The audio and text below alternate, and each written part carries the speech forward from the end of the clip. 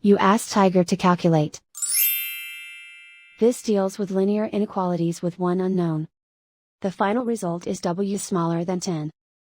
Let's solve it step by step. Group all w terms on the left side of the inequality. Subtract 8w from both sides.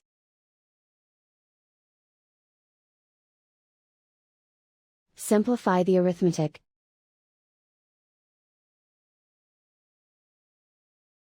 Group like terms.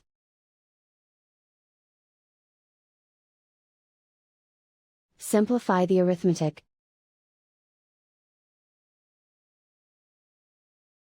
Plot the solution on a coordinate grid. And so the final result is w smaller than 10.